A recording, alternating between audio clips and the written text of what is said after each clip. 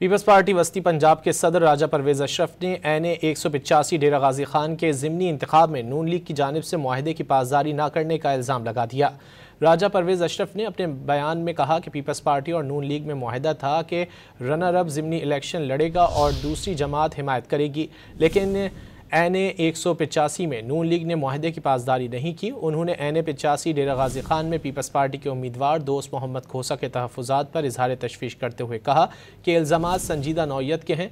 Chief election commissioner मामले का notice लें और साफ, शफाफ और गैर जानिबदाराना तहकीकात करवाएँ।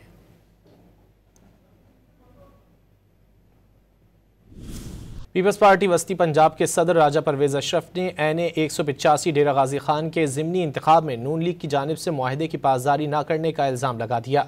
राजा परवेज अशरफ ने अपने बयान में कहा कि पीपल्स पार्टी और नून लीग में मुआहदा था कि रनर अप ज़िमनी इलेक्शन लड़ेगा और दूसरी जमात हिमायत करेगी, लेकिन NA 185 में नून लीग ने मुआहदे की पासदारी नहीं की। उन्होंने NA 85 डेरा गाजी खान में पीपल्स पार्टी के उम्मीदवार दोस्त मोहम्मद खोसा के तहफ़्फ़ुज़ात पर इजहार तशवीश करते हुए कहा कि इल्ज़ामात संजीदा नौइयत के हैं। चीफ इलेक्शन कमिश्नर मामले का नोटिस लें और साफ, शफाफ और गैर जानिबदाराना तहकीकात करवाएँ।